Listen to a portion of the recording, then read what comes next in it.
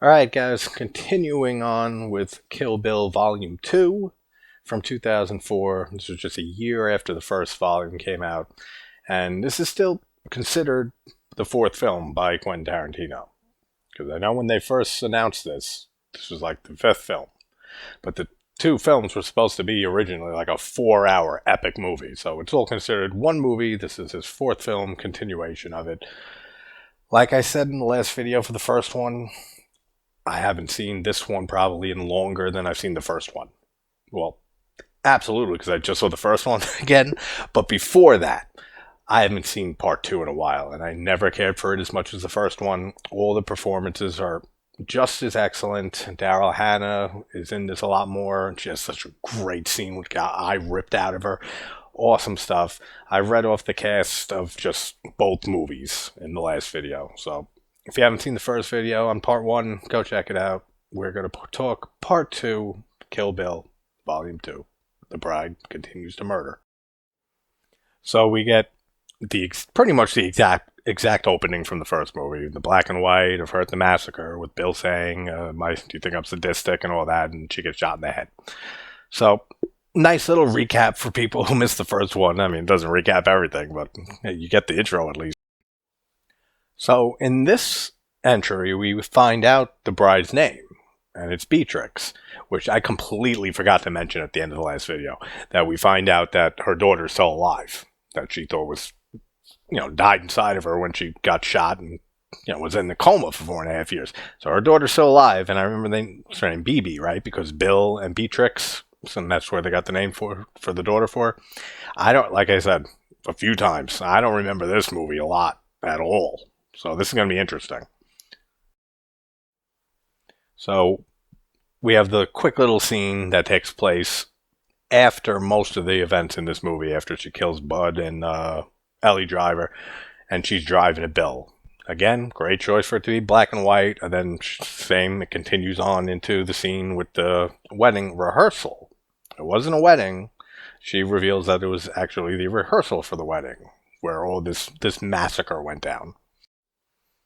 For the third time in a film at this point is Samuel L. Jackson working with Tarantino, and he has a small role in this. He's smoking a cigarette at the wedding rehearsal and stuff. I don't remember him being in any more than this. He's just in this scene, right? We have in the aforementioned video Bo Svensson from Sweet 16, that slasher back in the 80s, as the Reverend here during the rehearsal. Always good to see him. Alright, since you don't see any of it in the first film, this is the first time we get to talk about the chemistry between David Carradine as Bill and Uma Thurman as the bride. All of their dialogue in this second installment here is phenomenal. Like when she goes outside because she needs air, and Bill's waiting there, and he starts asking about her new life, and she says that her husband, who she's going to marry, owns a used record store, and she works there. When he asks, "What are you doing for a job?" All of the banter, all of the dialogue, all the chemistry between them is fantastic in this movie. Then we finally get Michael Madsen here as Bud, who's just fantastic. Just like always, Michael Madsen's never played a bad role for me. Anything I've seen him in is so good. Especially Reservoir Dogs. I mean, he's infamous with the scene with the stuck in the middle with you playing, with the ear cut off. I might do Reservoir Dogs tomorrow. Like, why not, right? We've done Pulp Fiction, we've done Jackie Brown, we've done Kill Bill 1 and currently 2, Inglourious Bastards. Let's go back and do his first movie, and then in the future we'll move forward. But all the dialogue between Bud and Bill here, great dynamic between the two actors here also. Love how they're talking about the Hansa sword, and that wasn't he supposed to never make another one? He took a blood oath, and Bill's like, well, it assumes that he broke it, and he says those Japs really know how to hold a grudge. Like, all that is great stuff. Can you imagine being Bill and hearing from Bud that he hocked his Hansa sword? That was priceless, and he hocked it for $250 because he's a bouncer at a titty bar. Damn, man. Like, this guy. That's right. These are great lines from Madsen, from Bud here, when he says that, like, she deserves her revenge and we deserve to die. Like, this is the one guy that's, like, thinking real clearly, like, man, what we did to this woman, she absolutely deserves to chop all our heads off. Like, straight up is how this man feels. Then again, he is chugging some type of liquor or something, so he's not thinking clearly. We have the Pussy Wagon makes the appearance in this one, right? Which I believe Tarantino still owns. Like, and has at his house or some shit. We have Sid Haig here at the strip club. Just a different role, I guess. Like, he played the judge in the first movie. But I mean, hey, it's Sid Haig. You know, you couldn't have him play 10 roles in a movie. I had no issue with it. Bud's boss, I don't know who the actor is. He looks familiar, but I can't think of a name at all. But funny scene when he starts like saying that he doesn't have a job to do, that he's paying him to do that job, but there doesn't exist because no one's there, and he's just saying, "You just fucking convinced me. Like, I don't need you." And he starts scratching his name off the calendar for every day he's working. He's like, "Oh, here's your name. Well, there was your name. Like, next day, that's you. Not anymore." Like, all of that's great. And then he starts giving him shit about his cowboy hat. He's like, "How many times have I told you, don't wear that fucking hat?" Great character. Not a big Johnny Cash fan, but we get another Johnny Cash song here, which for a second I thought was from the first movie. It's not. It's from Kill Bill the other night. Because I know it sticks out like a sore thumb because Tennessee Stud plays. But all the other music is, you know, like the Motown from the 70s, funk music. So it sticks out totally. So here's another Johnny Cash song Tarantino wanted to throw in. Great scene when she's sneaking around Bud's place and stuff, and he knows she's there.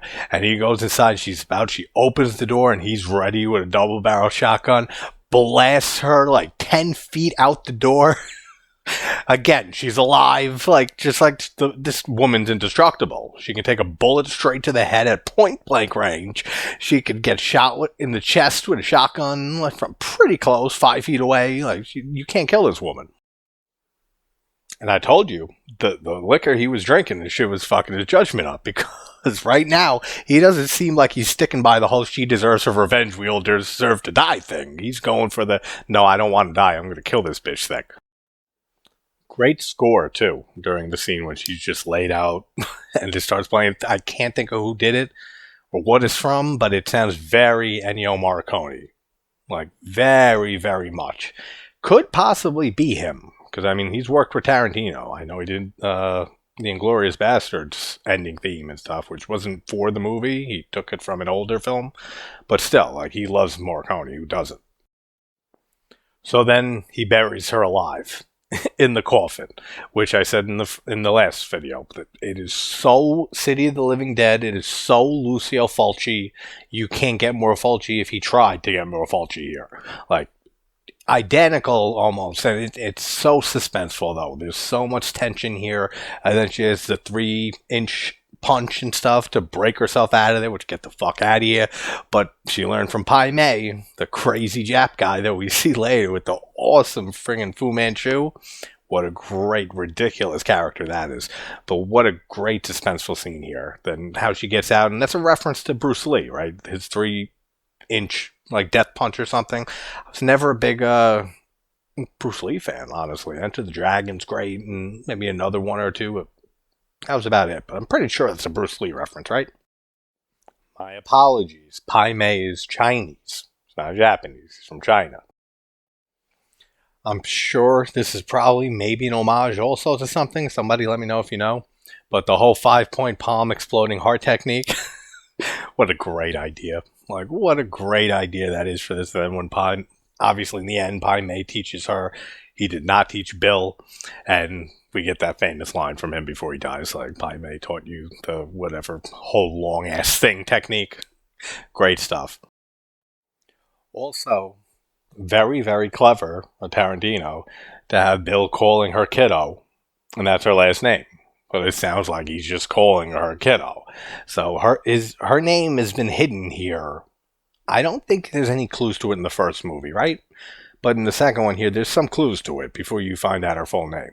But very, very clever way of going about it. All right, so now we get the whole very long scenes with Pai Mei. Bill drops her off to be taught by Pai Mei here. His look is fantastic. Like the real thick eyebrows, the white hair all done up and stuff with the Fu Manchu. Awesome. Like, looks really good. It gets a little ridiculous for me. Like, I'm all for insane shit in movies, man. But, like, the tone of this movie and the previous entry, the first part, there's some stuff that happens in this sequence, like some weird, crazy flips, and he's balancing on a sword, if I remember correctly. Just, I don't know, it's a little bit over the top for me. Yeah, that's what it is. Like when he catches her foot in his dick, like muscles in his crotch, and holds her foot there like in a lock, and then flips her around. That's so stupid. I mean, that does not work for me at all. But like the last movie, all the choreography, the martial arts, and everything, excellent throughout all of this. As I said in the last video, I took martial arts from a very young age to like 15, 16. This whole arm lock that he has her in, that he's saying, like, if you could stop me, like, better stop me and stuff, and she's in agonizing pain. Very, very simple to pull off, very effective. If you want to if someone takes something from you and you're trying to get it back or something, put them right in that lock. Like, trust me, they'll let go. Yeah, so after another scene, that's what I mean. It goes on for a little long with Pai Mei, like with them sitting there eating the rice with the chopsticks and everything. Skip it. Like, you could totally have skipped that. This movie's longer than the first one. This is over 2 hours. It's like a 2 hour and 20-minute movie almost. That's what I think some of my issues are with this movie, is the pacing. Like, this could have been trimmed down to 2 hours. Take those 17, 18, whatever, 20 minutes out. Absolutely. It would work a lot better for me. But then she's back in the coffin, and she's remembering all this, and she takes her switchblade out, she starts cutting the rope and everything, and then she starts doing the little 3-inch punch and everything. I mean, wouldn't all the dirt come in like it does and like bury the shit out of her? Like, I guess it's possible to climb out of there, and she's like has a carry moment when she reaches out of the ground. Cool. Like, it's all great. And now I'm almost positive that was Ennio Morricone, the last score that I mentioned, because there's one playing now when she's doing the 3-inch thing. That's absolutely Morricone. So I pretty much can guarantee the last one was too. Now she's about to meet and see Elle Driver. Again, I fucking love the sound every time. Again, Daryl Hannah just kills it here. Like, the whole scene with her and Bud, and he opens the case and the money, and then the black mamba comes out and bites him, and her whole monologue there of everything about the black mamba and how his body's going to paralyze, he's going to die for sure, like all of that. And then we get another just great opportunity and decision here for another great top-down shot with a bar that divides his body on the ground with her, again showing the separation between what used to be a friendship here. This is a reoccurring thing that we've seen from the first movie, and it's great to see it again. Great fight sequence between whatever you want to call her at this point, Beatrix or the bride or Uma Thurman, whatever. Her and Elle Driver, like, these women are beating the ever-living shit out of each other. Like, they are going so hard on each other.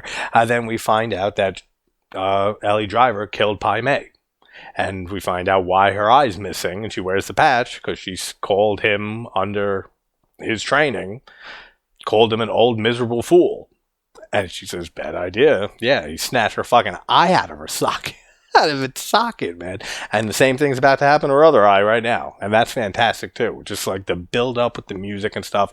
And then the music just cuts out after she snatches her eye out, and she's writhing on the floor, screaming like a lunatic. Chaos everywhere, and it's fantastic. I can't praise Hannah's performance enough in this. Like, just the way she's just portraying this agonizing pain she's in. At the same time, she's screaming like, you bitch, like you're fucking dead. All of that's fantastic. And then we even see a shot that Tarantino uses many times, and I can think right of Inglourious Bastards, when Shoshana's running out the door and Christoph Waltz holds the gun up, that inside the structure that they're in, looking outside at the back of the character going outside, and you see that with the bride walking out of the trailer, and then it slams shut the door after that. Awesome scene. Then we get the rather short scene with Esteban, the the mother of Bill's friend, who was a pimp, played by Michael Parks, which good performance, but that's a scene you could have cut out for me. Doesn't have to be here. It's just, for me, it's padding the runtime just to give one more scene before she reaches Bill's house. And this is how she finds out where Bill is. They could have cut that completely for me. Doesn't work. But man, can you imagine walking into this guy's house, your ex-lover, the father of your kid who you thought was dead for 4.5 years, walk in and it's just him and your daughter alive and they're playing together? What do you do? I mean, she already said it in the last movie with Vivica Fox's character. She's not going to kill it right in front of her kid, but like, doesn't matter that your kid's here. Like, I'm still going to kill you.